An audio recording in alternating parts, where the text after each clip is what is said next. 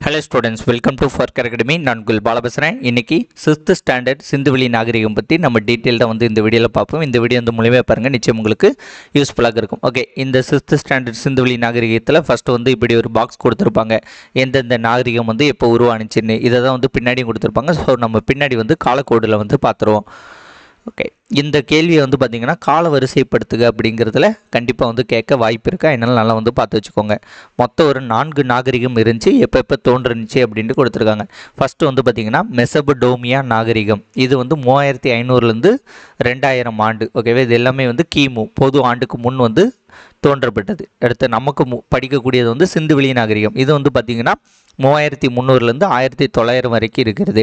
அடுத்தது எகிப்து நாகரிகம். எகிப்து நாகரிகம் வந்து 3100லேருந்து 1100 வரைக்கும் இருக்குது. அடுத்த சீன நாகரிகம் வந்து 1700லேருந்து 1122 வரைக்கும் இருக்குது. ஸோ இந்த 4 நாகரிகம் வந்து முக்கியமானது. இதோட வருடங்களை பார்த்துக்கோங்க. இந்த வருடத்தை வச்சு நம்மளுக்கு மேட்ச் பண்ண வந்து சொல்லுவாங்க, எந்த நாகரிகம் வந்து முதல்ல வந்துச்சு, எது ரெண்டாவது வந்துச்சு அப்படின்ட்டு கேட்பாங்க. ஓகேவா, ஸோ நமக்கு ஃபஸ்ட்டு வந்த நாகரிகம் எது? மெசபடோமியா நாகரிகம். ரெண்டாவது வந்து சிந்துவெளி நாகரிகம். மூணாவது வந்து எகிப்து நாகரிகம்.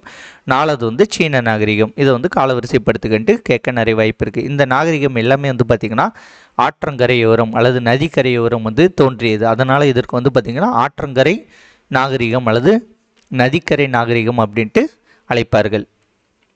அதற்கப்புறம் ஒரு முக்கியமான கேள்வி, ஏன் மக்கள் எல்லாரும் நதிக்கரையில் வந்து குடியிருந்தாருங்கள்னு பார்த்திங்கன்னா அங்கே தான் வந்து பார்த்திங்கன்னா வளமான மண் வந்து இருக்குது. மேலும் வந்து ஆறுகளில் வந்து பாயக்கூடிய நன்னீர் வந்து குடிப்பதற்கும் கால்நடைகளின் தேவைகளுக்கும் நீர்ப்பாசனத்திற்கும் வந்து பயன்பட்டன. அதனால நல்ல வளமான மண் இருக்குது, நன்னீர் இருக்குது, மேலும் போக்குவரத்துக்கு ஏற்ற வழியாக வந்து இருக்கிறதுனால மக்கள் வந்து பார்த்திங்கன்னா நதிக்கரையில் வந்து குடியேற ஸ்டார்ட் பண்ணிட்டாங்க.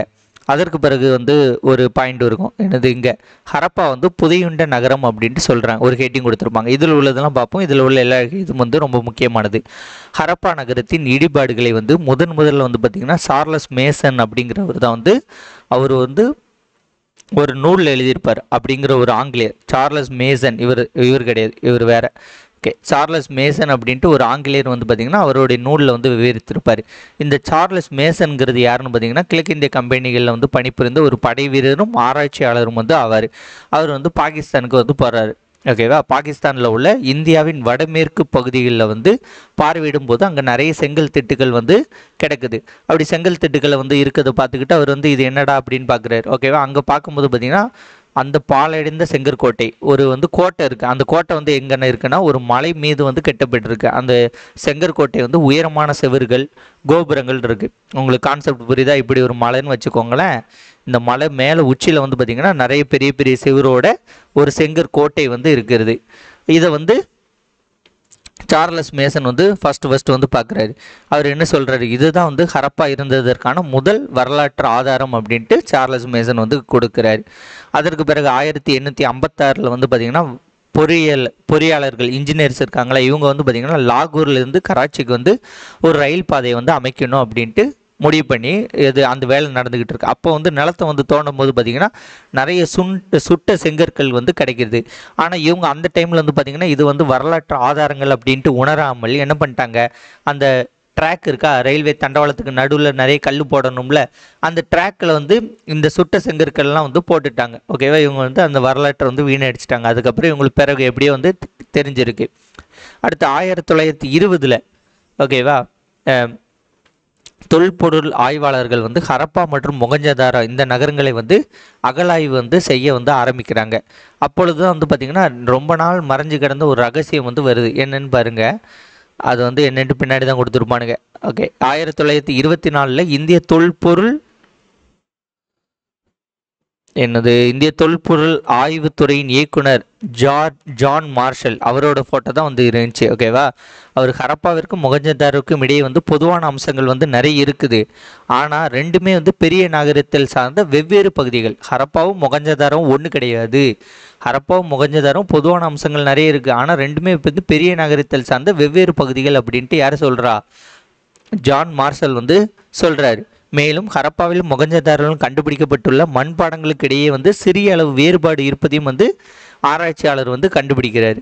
மேலும் ஹரப்பா நாகரிகம் இருக்குல்ல, இது வந்து மொகஞ்சதாரோவை விட பழமையானது எனவும் சொல்கிறாரு. ஸோ ஹரப்பா நாகரிகம் தான் ஃபர்ஸ்ட் வந்திருக்கு, அதற்கு பிறகு தான் மொகஞ்சதாரோ நாகரிகம் வந்திருக்கு. ரெண்டு வந்து வேறு வேறு நாகரிகம் அப்படின்ட்டு சொல்கிறாரு. ஓகே, இந்த ஜான் மார்ஷலோட ஃபோட்டோ தான் இங்கே கொடுத்துருப்பாங்க. இந்த இருக்கா ஜான் மார்ஷல், இவர் தான். நம்மளுக்கு சார்லஸ் மேசனோட ஃபோட்டோ இல்லை, அதனால இவர் சார்லஸ் மேசன் நினச்சிக்கிட்டேன். சார்லஸ் மேசன் வேற ஒருத்தர். அடுத்தது இங்கே ஒரு பாக்ஸில் கொடுத்துருக்காங்களா தகவல் பிழை இல்லை. என்ன சொல்லியிருக்காங்க, நாகரிகம் என்ற வார்த்தை பண்டைய லத்தீன் மொழி வார்த்தையான சிவிக்ஸ் அப்படிங்கிறதுல இருந்து வந்தது தான் இதோட பொருள் வந்தது. ஓகேவா, சிவிக்ஸ் அப்படின்னா வந்து என்னது, நகரம் அப்படின்ட்டு அர்த்தம். ஸோ நாகரிகம் என்ற வார்த்தை பண்டைய லத்தீன் மொழியிலிருந்து வருகிறது. என்ன வார்த்தை, சிவிக்ஸ்லேருந்து வருகிறது.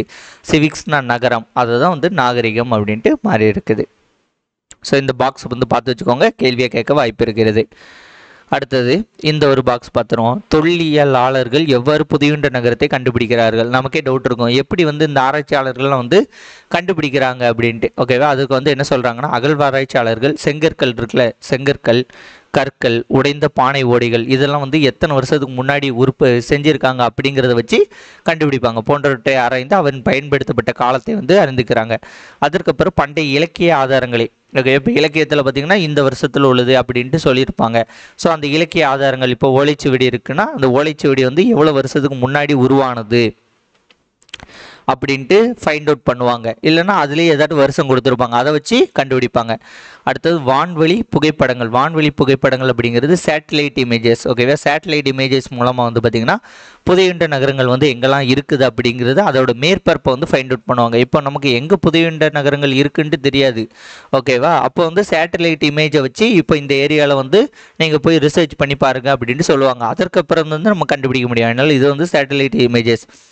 நிலத்தடியை ஆய்வு செய்ய வந்து பார்த்திங்கன்னா காந்தப்புல வருடி, மேக்னெட்டிக் ஸ்கேனர். ஓகேவா, இப்போ ஒரு நிலம் இருக்குது, அந்த நிலத்தை வந்து இது மேக்னெட்டிக் ஸ்கேனரை வச்சு ஸ்கேன் பண்ணுவாங்க, இங்கே ஏதாட்டும் வந்து கிடைக்குதா அப்படின்ட்டு.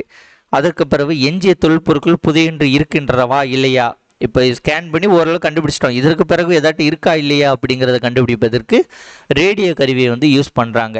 ஓகேவா, இந்த மெத்தடுக்கு பேர் வந்து என்னென்னு பார்த்தீங்கன்னா, ரேடியோ கருவியை யூஸ் பண்ணதுக்கு பேர் தொலை நுண்ணறிவு முறை அப்படின்ட்டு அழைக்கப்படுகிறது. ஓகே, இவர் நம்ம பார்த்தோமா, யார், ஜான் மார்ஷல் பார்த்துட்டோம். அதற்கப்புறம் ஒருத்தர் முக்கியமான இருக்கார், அலெக்சாண்டர் கன்னிங்காம். இந்திய தொல்லியல் துறை ESI archaeological survey of India 1861 Alexander Cunningham தான் என்ற நில அளவியாளர் உதவியுடன் நிறுவப்பட்டது.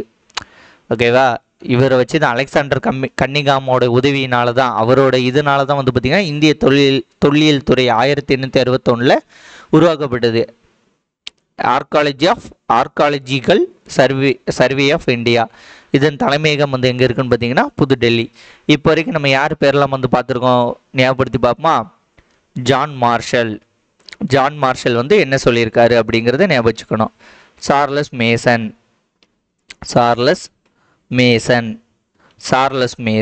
அடுத்தது அலெக்சாண்டர் கன்னிங்காம். இந்த 3 பேரை பார்த்துருக்கோம்.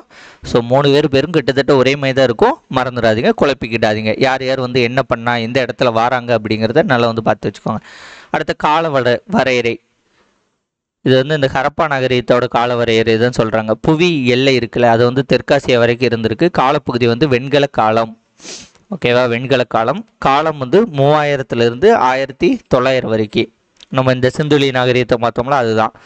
இதோட வயதை வந்து எப்படி கணிச்சிருக்காங்கன்னா, கதிரியக்க கார்பன் முறையின் மூலமாக வந்து வயது கணிச்சிருக்காங்க. கதிரியக்க கார்பன் வயது கணிப்பு முறையின் மூலம் வந்து கண்டுபிடிச்சிருக்காங்க.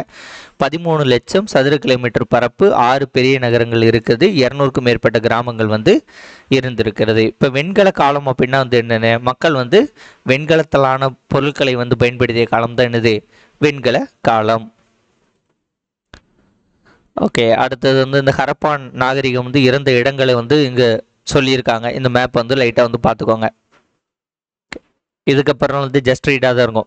இப்போ இந்த ஹரப்பா நாகரிகம் வந்து பார்த்திங்கன்னா நகர நாகரிகம். ஏன் நகர நாகரிகம் அப்படின்னு சொல்கிறோம்னா, சிறப்பான நகர திட்டமிடல் இருக்குது, கட்டிடக்கடையில் வேலை வந்து சிறப்பாக வந்து இருந்திருக்கு, தூய்மைக்கும் பொது சுகாதாரத்திற்கும் வந்து அதிக முன்னுரிமை வந்து கொடுத்துருக்காங்க, தரப்படுத்தப்பட்ட எடைகள் மற்றும் அளவீடுகள் வந்து இருந்திருக்கு. ஓகேவா, ஸ்டாண்டர்டு வெயிட்டு பார்ப்பதற்கும் அளவு பண்ணுவதற்கும் இருந்திருக்கு. இப்போ சென்டிமீட்டர், மீட்டர், வெயிட்டுக்கு கிலோகிராம் கிராம் அப்படின்ட்டு நம்மளுக்கு ஒரு ஸ்டாண்டர்டு இருக்குல்ல, அந்த இது வந்து அப்போவே வந்து இருந்திருக்கு, அவங்களோட காலத்திலே வந்து இருந்திருக்கு அப்படின்ட்டு சொல்கிறாங்க. விவசாயம் மற்றும் கைவினை தொழில்களுக்கான திடமான அடித்தளம் வந்து இருந்திருக்கு. ஓகே, எல்லாரும் அந்த காலத்தில் விவசாயம் பண்ணியிருப்பாங்க, அதனால இருந்திருக்கு. ஓகே, சிந்துவெளி நாகரிகத்தின் சிறப்பம்சம் என்னன்னு பார்த்தீங்கன்னா திட்டமிட்ட நகர அமைப்பு தான் ஆகும். அது வந்து இந்த ஃபோட்டோவில் வந்து கொஞ்சம் அழகாக கொடுத்துருப்பாங்க பாருங்களேன். ஹரப்பா நகரின் திட்டமிட்ட இந்த 2 பகுதிகள் வந்து பார்த்திங்கன்னா மேல் நகர பகுதி கீழ் நகர பகுதின்ட்டு ரெண்டாக வந்து பிரிக்கிறாங்க. இந்த மேல் நகர பகுதி பார்த்திங்கன்னா நகரத்தின் மேற்கு பகுதி சற்று உயரமானது, அது கோட்டை எனப்படுது. ஓகேவா, இந்த இருக்கா கோட்டமாக இருக்கா, ஸோ நகரத்தோட உயர் பகுதியில் இருக்கும், மலை மேலே ஒரு கோட்டை மாதிரி இருக்கும்.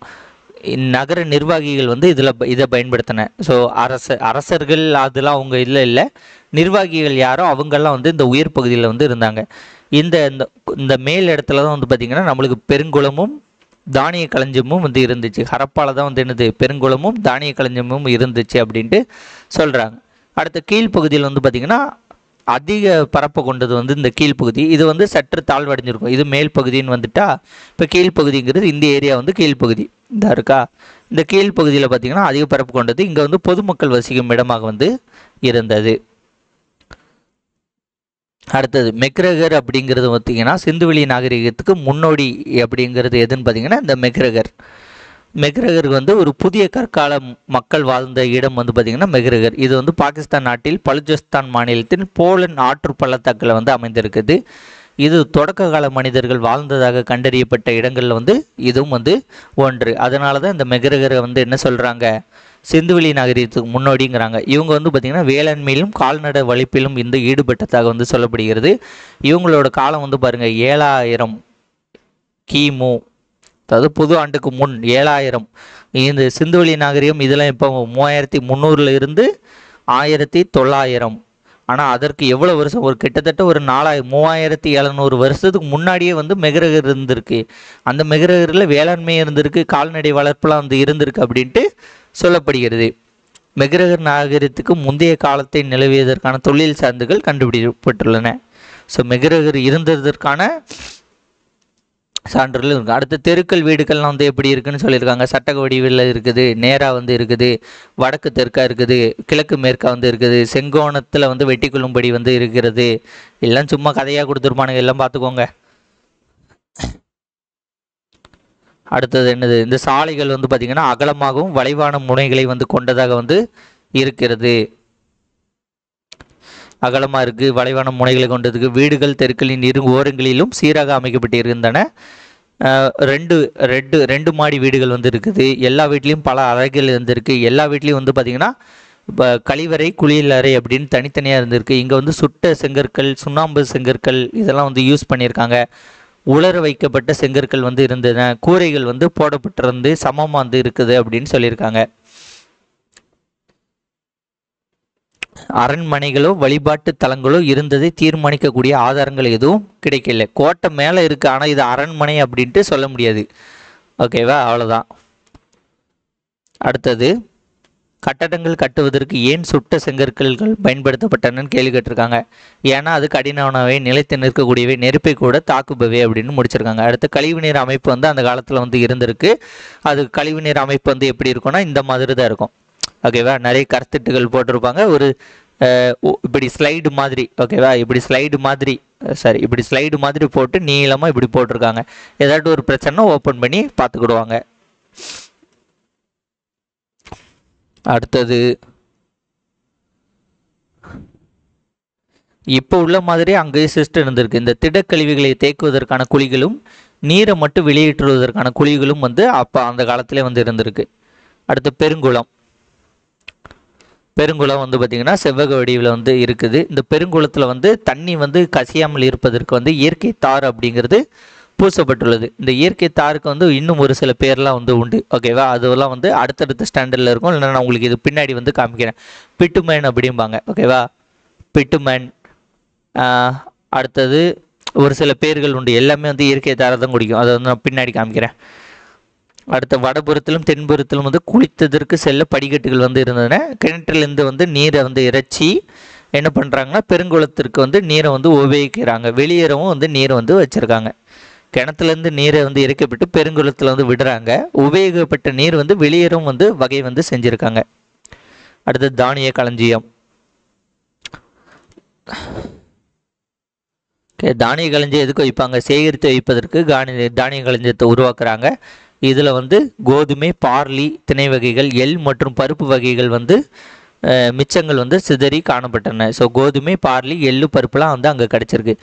இப்போ இதில் இந்த இது இருக்கா, இது ஒரு முக்கியமான பாக்ஸ் பார்த்துக்கோங்க. செங்கற்களால் கட்டப்பட்ட சுவர்களை கொண்ட தானிய களஞ்சியம். ஒரு தானிய களஞ்சியம் வந்து பார்த்திங்கன்னா ஹரியானா மாநிலத்தில் உள்ள ராகிகரில் வந்து கிடைச்சிருக்கு. இது வந்து பார்த்திங்கன்னா முதிர்ச்சி அடைந்த ஹரப்பா அப்படின்ட்டு அழைக்கப்படுது. ஹரப்பா வந்து பார்த்திங்கன்னா 3 வகையில் வந்து பிரிச்சிருப்பாங்க. அது வந்து நம்ம 9th ஸ்டாண்டர்டு இதில் வந்து சிந்துவெளி நாகரிகத்தில் வந்து பார்ப்போம். இப்போதைக்கு முதிர்ச்சி அடைந்த ஹரப்பா வந்து பார்த்து வச்சுக்கோங்க. அடுத்தது ஒரு மீட்டிங் ஹால், கூட்டரங்கு. மொகஞ்சதாரோவில் இருந்த இன்னொரு மிக பெரும் பொதுக்கூட்டம் வந்து என்னன்னு பார்த்தீங்கன்னா மீட்டிங் ஹால் வந்து ஒன்று இருக்குது மொகஞ்சதாரோவில். ஓகே, அது வந்து பார்த்திங்கன்னா இது 20 தூண்கள் 4 வரிசைகளை கொண்ட பரந்த கூடம், ஒரு பெரிய மீட்டிங் ஹால் வந்து இங்கே வந்து இருக்குது. இந்த வணிகம் போக்குவரத்தை பொறுத்த வரைக்கும் என்னன்னு பார்த்தீங்கன்னா ஹரப்பா மற்றும் பெரும் வணிகர்களாக இருந்தன. ஓகே, எல்லாம் தேவையில்லை. இல்லை, சக்கர வண்டிகளை வந்து இவங்க வந்து பயன்படுத்தியிருக்காங்க. ஓகேவா? அதில் வந்து பார்த்திங்கன்னா ஆரக்கால் இல்லாத திடமான சக்கரங்கள். ஆரக்கால்னால் இந்த இப்படி இருக்கா, இதுதான் வந்து ஆரக்கால். உள்ள இந்த கோடு இருக்குல்ல, இதுதான் ஆரக்கால். இந்த ஆரக்கால் இல்லாத திடமான சக்கரங்களை வந்து பயன்படுத்தியிருக்கிறார்கள். மேலும் இவர்கள் வந்து பார்த்திங்கன்னா மெசபடோமியாவோட வந்து வணிகத்தில் வந்து ஈடுபட்டிருக்காங்க. ஈராக், குவைத், சிரியா போன்ற இடத்துல வணிகத்தில் ஈடுபட்டதாக கூறப்படுகிறது. பண்டைய மெசபடோமியில் உள்ள சுமேர் பகுதிகளில் வந்து கிடைச்சிருக்குது. இவங்க வந்து வணிகத்தில் மெசபடோமியா கூட வந்து ஈடுபட்டிருக்காங்கன்ட்டு. மேலும் சுமேரியாவின் அக்காடிய பேரரசுக்கு உட்பட்ட அரசன் நாரம்சின் என்பவர் வந்து பார்த்திங்கன்னா சிந்துவெளி பகுதியில் உள்ள மெலுக்கா என்னும் இடத்துல வந்து அணிகலன் வாங்கியதாக வந்து குறிப்புகள் வந்து இருக்கிறது. யார்? நாரம்சின் அப்படின்ற ஒரு அரசர் மெலுக்கா அப்படிங்கிறத இடத்துல வந்து அணிகலன் வாங்கிட்டு போனதாக சான்றுகள் வந்து நம்மகிட்ட இருக்குதுன்னு கூறப்பட்டுள்ளது. அடுத்தது உருளை வடிவ முத்திரைகள் வந்து பார்த்திங்கன்னா பாரசீக வளைகுடா மற்றும் மெசபடோமியால் வந்து கண்டுபிடிக்கிறதை போன்று உருளை வடிவ முத்திரைகள் சிந்துவெளி பகுதிகள் வந்து இருந்திருக்குது. அப்போது இந்த பாரசீக வளைகுடா மெசபடோமியாவில் வந்து வணிகம் நடைபெற்றதை கூறப்படுகிறது. அடுத்த குஜராத்தில் உள்ள லோதல் இருக்குல்ல, லோதலில் வந்து கப்பல் கட்டும் மற்றும் செப்பணியிடும் தளம். அதாவது கப்பலை உருவாக்கக்கூடிய இடமும் அந்த கப்பலை ரிப்பேர் பண்ணக்கூடிய இடமும் வந்து எங்கே இருக்குதுன்னு பார்த்தீங்கன்னா குஜராத்தில் உள்ள லோத்தல் வந்து இருந்திருக்குது. இந்த லோதல் அப்படிங்கிறது இடம் வந்து குஜராத்தில் சமர்பதி ஆற்றின் ஒரு துணை ஆற்றின் கரையில் வந்து அமைந்திருக்கிறது. அடுத்தது ஒருத்தர் சிலை. ஓகேவா? இவர் தான் மொகஞ்சதாரோ தலைவர் அப்படிங்கிறாங்க. இது ஒரு ஆண் சிலை. அமர்ந்த நிலையில் உள்ள ஒரு ஆண் சிலை வந்து மொகஞ்சதாரில் வந்து கண்டுபிடிக்கப்பட்டுள்ளது. இவரோட தலையில் வந்து ஒரு தலைப்பட்டன் இருக்கா, இந்த தலைப்பட்டனுடன் கூடியது. இவர் கை மேற்பகுதியில் ஒரு சிறிய அணிகலன் மேற்பகுதியில் தான் இருக்கா, இந்த அணிகலன் இருக்குது, இது வந்து இருக்குது.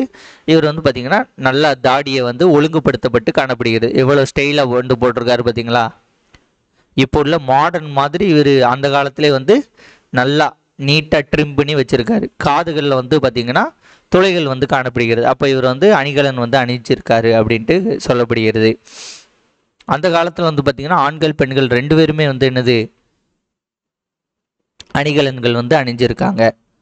அடுத்தது குஜராத் மாநிலத்தில் கண்டுபிடிக்கப்பட்ட தந்தத்திலான அளவுகோல் ஒன்று இருக்குது. 17.4 மில்லிமீட்டர் வரை சிறிய அளவீடுகளை கொண்டுள்ளது. ஓகேவா? இது மில்லிமீட்டர். ஸோ இதை வந்து பார்த்துக்கோங்க. எங்கே கிடைச்சிருக்கு? குஜராத் மாநிலத்தில் கிடைக்கப்பட்ட தந்தத்திலான ஒன்று வந்து கிடைக்கப்பட்டுள்ளது. மனிதர்கள் முதலில் கண்டுபிடிக்கப்பட்ட மற்றும் உபயோகப்படுத்தப்பட்ட உலகம் வந்து எது? செம்பு. ஃபஸ்ட்டு கண்டுபிடிக்கப்பட்ட மற்றும் உபயோகப்படுத்தப்பட்ட உலகம் வந்து செம்பு. ஆண் சிலை பார்த்தோமா? அடுத்து ஒரு பெண் சிலை. மொகஞ்சதாரோவில் வெண்கலத்தில் ஆன ஒரு சிறிய பெண் சிலை கிடைத்திருக்குது. இந்த பெண் சிலையை வந்து நடன மாது அப்படின்னு சொல்லுவாங்க. இதை வந்து ஃபஸ்ட்டு பார்த்த சர் ஜான் மார்ஷல் வந்து இது ஏதோ இப்போ ரீசெண்டாக வந்து உருவாக்குனது அப்படின்னு நினச்சிருப்பார். ஆனால் பல 100 ஆண்டுகளுக்கு முன்பாக வரலாற்றுக்கு முந்தைய காலத்தின் உருவாக்க முடிந்தது. இவர் வந்து நண்பதுக்கு ரொம்ப கஷ்டமாக இருந்துச்சு, இருந்தாலும் இப்படி உருவாக்கியிருக்காங்களா அப்படின்ட்டு பார்த்துருக்காரு. பண்டைய மக்களுக்கு கிரேக்க காலம் வரை வந்து இது தெரிஞ்சதில்லை. அப்போ இவை வந்து பார்த்திங்கன்னா ஏறத்தாழ 3000 ஆண்டுகளுக்கு முன்னதானது அப்படின்ட்டு சர் ஜான் மார்ஷல் வந்து சொல்கிறாரு. மேலும் கொர்க்கை, வஞ்சி, தொண்டி இந்த பேர்கள்லாம் வந்து பார்த்திங்கன்னா பாகிஸ்தானில் வந்து இப்போவும் வந்து யூஸ் பண்ணிக்கிட்டு இருக்காங்க. ஆப்கானிஸ்தானில் வந்து பார்த்திங்கன்னா கொர்க்கை, பூம்புகார் போன்ற சங்ககால நகரங்கள் துறைமுகங்களின் பெயர்கள் வந்து ஆப்கானிஸ்தானில் உள்ளன. ஆப்கானிஸ்தானில் வந்து காவேரி, பொர்னஸ் அப்படிங்கிறது பேர் வந்து இருக்குது. பாகிஸ்தானில் வந்து காவேரி வாலா, பொருணை அப்படின்ட்டு போன்ற தமிழ் பெயர்களும் வந்து இருக்கிறது. இந்த சிந்துவெளி நாகரிகமும் திராவிட மொழிகள் தமிழ் மொழியும் வந்து ரொம்ப ரிலேட்டட் ஆனது அப்படின்ட்டும் சொல்லியிருப்பாங்க. சிந்துவெளி நாகரிகத்தின் மறைந்த பொக்கிஷங்கள் பற்றி உங்களுக்கு தெரியுமான்னு கொடுத்துருக்காங்க. இதில் இருந்து கேள்விகள் கேட்பாங்க. நல்ல முக்கியமானது. சிந்துவெளி எழுத்துக்களை வந்து நம்ம இப்போ வரைக்கும் வந்து படித்து புரிந்து கொள்ள முடியவில்லை. அதனால் அவங்களுடைய உடை அப்படின்ட்டு ஒரு சில விஷயத்தை வச்சு தான் கண்டுபிடிக்க வேண்டியது. அவங்களோட உடையை பொறுத்த வரைக்கும் பருத்தி ஆடைகளை வந்து யூஸ் பண்ணியிருக்காங்க. அடுத்தது அந்த நூலை சுற்றி வைப்பதற்கு வந்து பார்த்திங்கன்னா சுழல் அச்சுகள் வந்து இருந்திருக்கு. அவங்க அப்போவே பருத்தி ஆடைகள் யூஸ் பண்ணியிருக்காங்க. நூலை சுற்றி வைப்பதற்கான சுழல்கள் வந்து இருந்திருக்கு. கம்பளி ஆடைகளும் வந்து அவங்க என்னது யூஸ் பண்ணியிருக்காங்க. அடுத்து அமைதியும் அன்புமாக இருந்திருக்காங்க. அவங்களோட காலகட்டத்தில் வந்து பார்த்திங்கன்னா உங்களுக்கு இந்த போர்லாம் வந்து நடந்த மாதிரியே வந்து இல்லை. அதற்கு தான் சொல்லியிருக்காங்க பாருங்கள். குடியிருப்புகள் தரைமட்டத்திலிருந்து நன்கு உயர்த்தப்பட்ட தளங்கள் வந்து கட்டப்பட்டிருக்குது. சிந்துவெளி மக்கள் வாழ்க்கை வந்து வாழ்ந்திருப்பதாக தோன்றுகிறது. அமைதியான வாழ்க்கையை வந்து வாழ்ந்திருப்பதோடு அவங்க படை இருந்ததற்கான எந்த ஆதாரமும் கிடைக்கவில்லை. சில ஆயுதங்கள் மட்டுமே அங்கிருந்து கிடைத்துள்ளன. படையில இருந்த மாதிரி இல்லை, சில ஆயுதங்கள் மட்டும் கிடைச்சிருக்குது. மேலும் அவர்களுடைய ஆடைகள், விலை மதிப்பற்ற நகைகள், நகர வாழ்க்கை இதெல்லாம் பார்க்கும்போது அவங்க நல்ல ஜாலியாக தான் இருந்திருக்காங்க அப்படின்ட்டு தோணுகிறது. அடுத்து ஆண் பெண் இருபாலரும் வந்து பார்த்திங்கன்னா ஆபரணங்கள் வந்து யூஸ் பண்ணியிருக்காங்க. விலையுறந்த கற்கள் வந்து யூஸ் பண்ணியிருக்காங்க. மேலும் தங்கம், வெள்ளி, தந்தம், சங்கு, செம்பு, சுடுமணி இதெல்லாத்தையும் வந்து யூஸ் பண்ணியிருக்காங்க. சிந்துவெளி மக்களுக்கு வந்து இரும்பின் பயன் வந்து தெரியாது. சிந்துவெளி மக்களுக்கு என்னது இரும்பின் பயன் வந்து தெரியாது. சிந்துவெளி மக்கள் ஆபரணம் செய்ய வந்து சிவப்பு நிற மணிக்கற்களை வந்து யூஸ் பண்ணிக்கிறாங்க. அந்த சிவப்பு நிற மணிக்கற்களுக்கு வந்து பேர் என்னன்னா கேர்னெலியன் அப்படின்ட்டு பேர் வந்து வழங்கப்படுகிறது. ஓகே, இவங்க வந்து இப்படி இருக்கிறாங்கன்னா இதற்கு வந்து ஒரு அதிகார மையம் வந்து இருந்திருக்கணும் அப்படின்ட்டு நம்புகிறாங்க. ஓகே, ஒரு உள்ளாட்சி அமைப்பு அல்லது அந்த மாதிரி ஒரு அதிகார மையம் வந்து இருந்திருக்கணும் அப்படின்னு நம்புகிறாங்க. இவங்களோட தொழில் வேளாண்மை, கைவினைப் பொருட்கள் செய்தல், பானை வணைதல், அணிகலன்கள் செய்தல்லாம் இவங்களோட பொருள். வர்த்தகர்களும் இருந்திருக்காங்க, வணிகர்களும் வந்து அந்த காலத்தில் வந்து இருந்திருக்காங்க, கைவினைஞர்களும் இருந்திருக்காங்க. கால்நடை வளர்ப்பு அது வந்து இவங்களோட தொழிலாக இருந்திருக்கு. சக்கரத்தோடைய பயன்பாட்டை வந்து அறிஞ்சிருக்காங்க. ஆரக்கால் இல்லாத சக்கரத்தெல்லாம் வந்து செஞ்சுருக்காங்க. ஓகேவா. அதற்கப்புறம் மண்பாண்டங்கள் வந்து பார்த்திங்கன்னா இவங்களோட செய்கிறது தான் இவங்களோட வேலை. மண்பாண்டங்களை சக்கரங்கள் கொண்டு செஞ்சுருக்காங்க. சிவப்பு கருப்பு மண்பாண்டங்கள் ஓகேவா, அதை வந்து இவங்க செஞ்சுருக்காங்க. விலங்குகள் உருவங்களுடன் காணப்படக்கூடிய வடிவமைப்புகளும் வந்து இங்கே இருந்திருக்காங்க. இவங்களோட சமய நம்பிக்கையை பொறுத்த வரைக்கும் பார்த்திங்கன்னா எந்த ஒரு ஆதாரம் வந்து சாலிடாக நம்மளுக்கு கிடைக்கல. இங்கே வந்து பெண் சிலைகள் வந்து இருக்கிறது. அப்போ இவங்க வந்து தெய்வ வழிபாடை வந்து ஈடுபட்டிருப்பாங்க அப்படின்ட்டு கூறப்படுகிறது. கலைத்திறனை பொறுத்த வரைக்கும் எவ்வளோ அழகாக வந்து பொம்மையெல்லாம் வந்து செஞ்சுருக்காங்க பாருங்கள். இந்த மாதிரி பொம்மைகளெல்லாம் வந்து அவங்க செஞ்சுருக்காங்க சுடுமண்ணால். பரவாயில்ல. இந்த ஹரப்பா நாகரிகம் அழிந்ததற்கான காரணம், நாகரிகத்திற்கு நடந்தது என்ன? ஓகே, அழிந்ததற்கான காரணம் வந்து பார்த்திங்கன்னா 1900க்கு மேலே கிமு பொது ஆண்டு முன், கிமு 1990க்கு முன்னாடி ஹரப்பா நகரிகம் சரித்தோணும். என்னென்ன காரணம் பார்த்தீங்கன்னா சூழ்நிலை, வெள்ளப்பெருக்கு, சூழ்நிலை மாற்றம், படையெடுப்பு, இயற்கை சீற்றங்கள், காலநிலை மாற்றம், காடுகள் அழிதல், நோய் தொற்று தாக்குதல், இது எல்லாத்தின் காரணமாக இந்த ஹரப்பா நாகரிகம் அழிஞ்சிருக்கலாம் அப்படின்ட்டு சொல்கிறாங்க. சிந்துவெளி நாகரிகமும் ஹரப்பா நாகரிகமும் ஒன்று தான். சிந்துவெளி நாகரிகம் பொதுவான உண்மைகள் என்னென்னா உலகின் மிக பழமையான நாகரிகங்களில் ஒன்று சிந்துவெளி நாகரிகங்கள். பழமையான 4 நாகரிகங்களில் பெரிய பரப்பளவு கொண்டது. 4 நாகரிகம் என்ன பார்த்தோம்? மெசபடோமிய நாகரிகம், சிந்துவெளி நாகரிகம், எகிப்து நாகரிகம், சீன நாகரிகம் பார்த்தோம்னா அதை தான் சொல்லியிருக்காங்க. உலகின் முதல் திட்டமிட்டப்பட்ட பிளான் பண்ணி உருவாக்கப்பட்ட நகரங்கள் இதுதான். சுகாதாரம், வடிகால் அமைப்பு இருக்குது. மேம்பட்ட சுத்தம் மற்றும் சுகாதாரம் பற்றிய உணர்வு வந்து இங்கே ரொம்ப அதிகமாக வந்து இருந்திருக்கு. இதெல்லாம் பாருங்கள் இப்போ உள்ள காலம் மாதிரியே வந்து இருக்கும். அடுத்தது முதல் எழுத்து வடிவம் வந்து பார்த்திங்கன்னா சுமேரியர்களால், ஓகேவா, முதல் எழுத்து வடிவம் சுமேரியர்களால் உருவாக்கப்பட்டது. மொகஞ்சதாரோவில் வந்து பார்த்திங்கன்னா உங்களுக்கு அந்த பொருள் ஆராய்ச்சி நடைபெறும் இடம் வந்து இருக்குது. அதை உலக பாரம்பரிய தலமாக யுனெஸ்கோ அமைப்பால் வந்து தேர்ந்தெடுக்கப்பட்டுள்ளது. ஓகே, உங்களுக்கு தெரியுமா பாக்ஸில் வந்து நிறைய கேள்வி கேட்பானுங்க. அடுத்து இந்த கதிரியக்க கார்பன் வயது கணிப்பு முறையில் இருக்குல்ல, அதில் வந்து கார்பன் 14 பயன்படுத்தி தான் வந்து பார்த்திங்கன்னா உங்களுக்கு இந்த வயதை வந்து கண்டுபிடிக்கிறாங்க. இது கார்பன் 14 பயன்படுத்தினா கதிரியக்க கார்பன் முறை அல்லது கார்பன் 14 முறை அப்படின்ட்டு அழைக்கப்படுகிறது.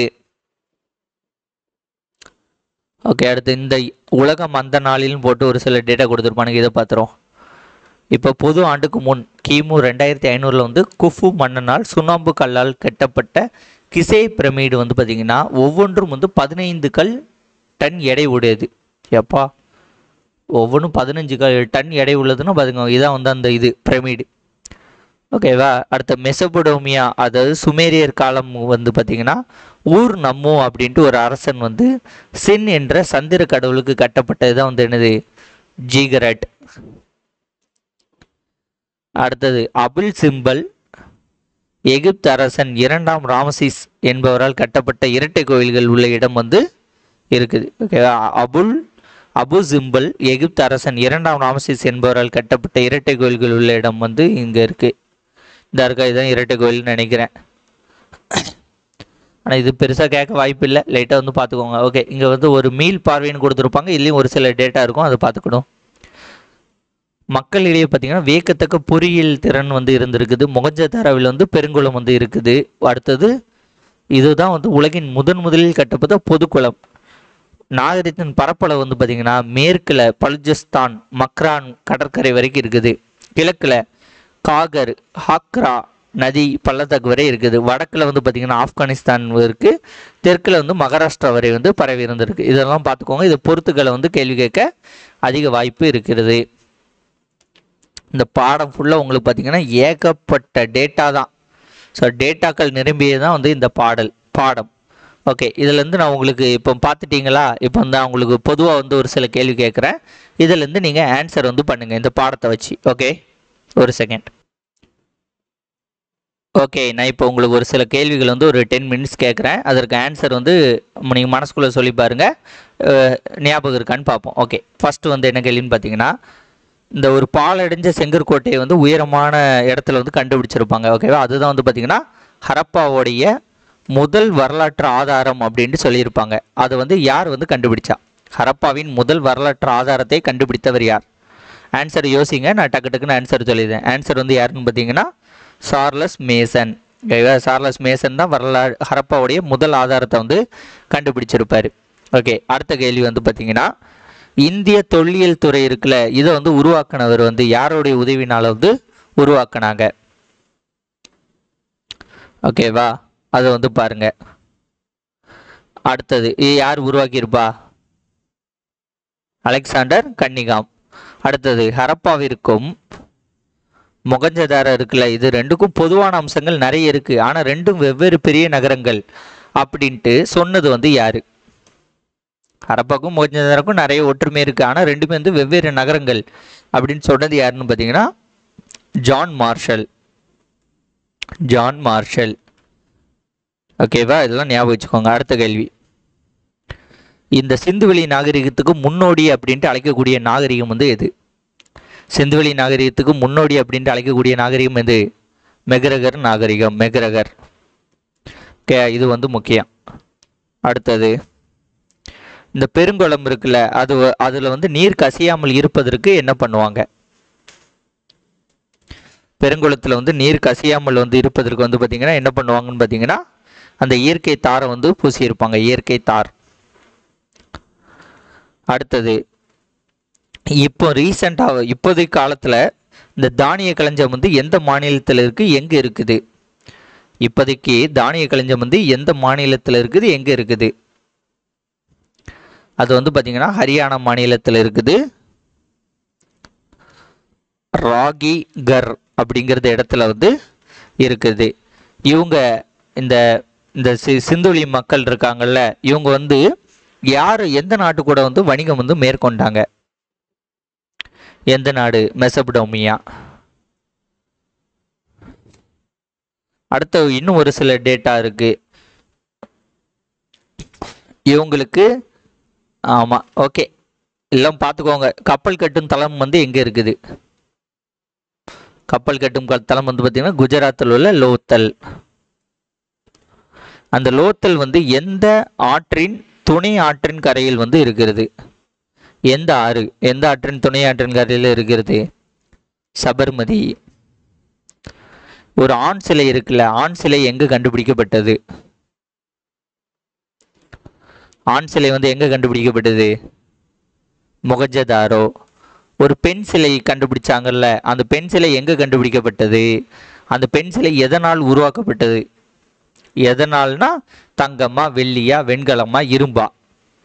அந்த பெண் சிலை வந்து நடன மாது அப்படின்ட்டு அழைக்கிறாங்க. நடன மாது அப்படின்ட்டு அழைக்கிறாங்க. அந்த பெண் சிலை வந்து பார்த்தீங்கன்னா உங்களுக்கு என்னதுன்னு சொல்றாங்க? வெண்கலத்தால ஆனது அப்படின்ட்டு சொல்றாங்க. இதை கண்டுபிடிச்சவர் யார்? இதை கண்டுபிடிச்சு சொன்னது யாரு? அதில் ஒரு பேர் வரும். அவர் பேர் என்ன? யாரு? இவர் தான், sir John Marshall. John Marshall. ஓகேவா? அதற்கு பிறகு வந்து பார்த்தீங்கன்னா ஓகே, மீதி எல்லாம் வந்து இந்த ஸ்டேட்மெண்ட்டாக படிச்சு வருதுமா. இவங்க வந்து பார்த்தீங்கன்னா சர்க்கரத்தோட பயனை வந்து அறிஞ்சவங்க, இரும்பை பற்றி தெரியாது. ஓகே, சர்க்கரத்தை பயனை அறிஞ்சவங்க, இரும்பை பற்றி தெரியாது. இவங்க வெண்கலத்தை வந்து யூஸ் பண்ணாங்க. அடுத்தது இவங்க வந்து என்னது, பருத்தி ஆடைகளை வந்து யூஸ் பண்ணாங்க, கம்பளி ஆடைகளை வந்து யூஸ் பண்ணாங்க. ஆண் பெண் ரெண்டு பேரும் பார்த்தீங்கன்னா ஆபரணங்கள் வந்து யூஸ் பண்ணுவாங்க. அதற்கு பிறகு வந்து பார்த்தீங்கன்னா சிவப்பு நிற மணிக்கற்களை வந்து யூஸ் பண்ணாங்க, கார்னிலியன் அப்படிங்கிறத யூஸ் பண்ணாங்க. இவங்களுக்கு வந்து தாய் தெய்வ வழிபாடு வந்து இருந்திருக்கு, தாய் தெய்வ வழிபாடு. ஓகேவா? அடுத்தது முதல் எழுத்து வடிவம் வந்து சுமேரியர்களோட எழுத்து வடிவம் தான் முதல் எழுத்து வடிவம். அதற்கப்புறம் இந்த பாக்ஸ் வந்து பார்த்துக்கோங்க, அவ்வளோதான். ஸோ இந்த மாதிரி ஒரு தடவை ஃபுல்லாக படிச்சுட்டு அடுத்த இதில் என்னெல்லாம் சொல்லியிருக்காங்க அப்படிங்கிறது மாதிரி நீங்கள் சும்மா யோசிச்சு பார்த்துக்கிட்டிங்கனாலே போதுமானது. ஓகே ஃப்ரெண்ட்ஸ், இந்த வீடியோ உங்களுக்கு பிடிச்சிருந்தா உங்கள் ஃப்ரெண்ட்ஸ்க்கு ஷேர் பண்ணுங்கள். மறக்காம நம்ம சேனலை சப்ஸ்கிரைப் பண்ணி கூட இந்த பெல் ஐகானை கிளிக் பண்ணிக்கோங்க. நன்றி, வணக்கம். வேறு ஒரு வீடியோன்னு சந்திப்போம். பாய்.